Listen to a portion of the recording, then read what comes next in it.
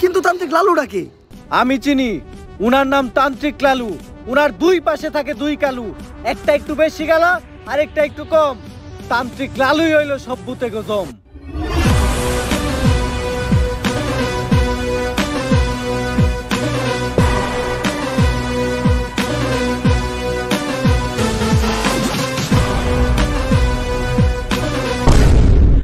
লালু ভাই, আমাকে নিয়ে যে ভণ্ডামি শুরু করলেন, সত্যি সত্যি যদি কোনোদিন ভূত তাড়া লাগে তাহলে কি আপনি পারবেন? হন, আমি যখন থেকে ভূত তাড়াই তখন থেকে তোর পাখিও খারায় না।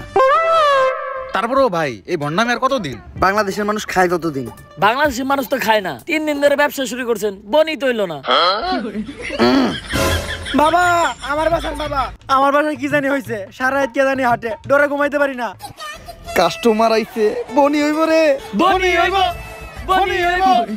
তুই একদম সঠিক জায়গায় আসছস, চল।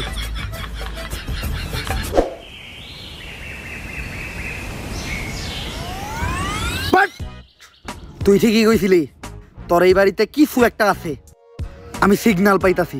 কিন্তু বাবা আমার বাড়ি তো এটা না, আমার বাড়ি তো আরো সামনে।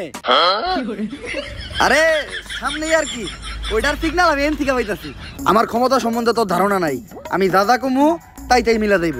প্রতি রাইতেই তোর বাসার থেকে নুপুরের আওয়াজ আহে না, রাইত হইলেই টিনের চালে কেউ না কেউ ঢেল মারে না তাইলে অন্তত ঘরের জিনিসপত্র ভাঙচুর করে। এইটাও তো করে না। বুঝছি, তার মানে এই ভুটটা অনেক ডেঞ্জারাস। তোর বাসায় যাওয়া যাইব না, এই জায়গার থেকে ওই ভুট্টারে তাড়াইতে হইব। ভূত তাড়ানোর লেগে যে জিনিসগুলো আনতে কইছিলাম ওই জিনিসগুলো আনছস? হ বাবা আনছি, এই নেন আপনার রুটি কলা আর মোমবাতি। কিন্তু লালু ভাই, ভূত তাড়াইতে আবার রুটি গলা লাগবো কেন? আরে ভূতটা আমি খালি মোমবাতি দিয়ে দাঁড়ামু, রুটিগুলো তো আমার নিজের খাওয়ার লেগে আনছি। নে তুই মোমবাতি এটা জ্বালা, আমি মনে মনে মন্ত্র পড়তাছি। মোমবাতি জ্বালানোর লগে লগে ভূতে নেয় হাজির হইবে। লালু ভাই, মম জ্বালাইলে কি আসলে কোনো ভূত আইবো? হন, আমি যেই সময় থেকে মোম জ্বালাইয়া ভূতানি ওই সময় তোর পাখিও খারায় না। কথা না কয়ে মোম জ্বালা।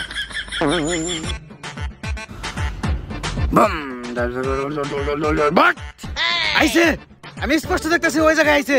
কানাই দেখছে, তার মানে ওই ভুট্টা তোর বাসা থেকে বাইরে মোমবাতির ভিতরে আইছে। আরে ও তো কানা, ও তো মানুষই ঠিক মতো চোখে দেয় না, ও আবার ভূত দেখলে কেমনে? ছোটবেলায় মুরব্বীরা কইতে হনত নাই, বুবা প্রাণীরা ভূত জিন দেখতে পায়। কিন্তু ও তো বুবা না, ও তো কানা। এই জামুকা, ভূত তাড়ামু না, এই ভূত তোর ধ্বংস করে লাইব।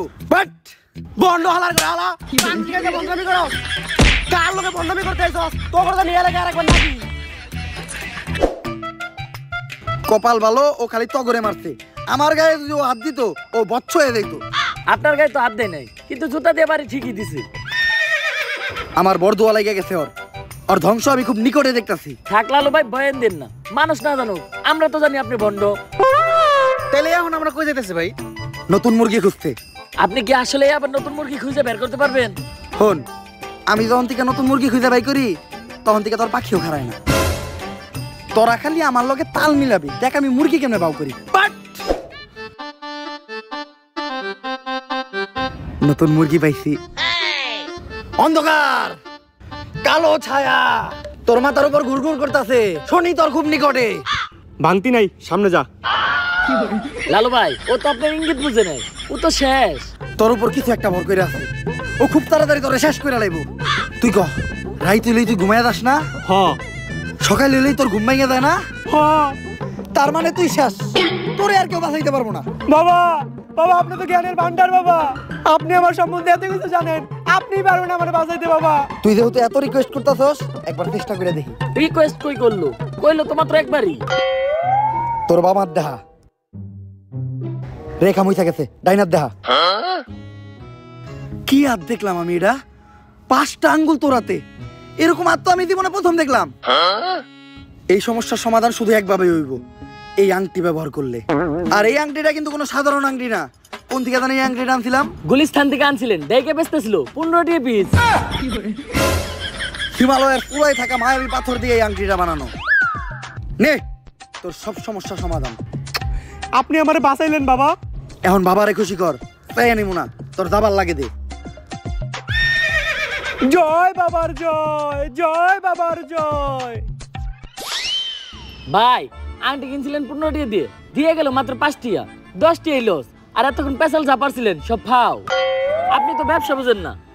হন, আমি যখন থেকে ব্যবসা বুঝি তখন থেকে তোর পাখিও খারায় না। ব্যবসায় লাভ লস আছে।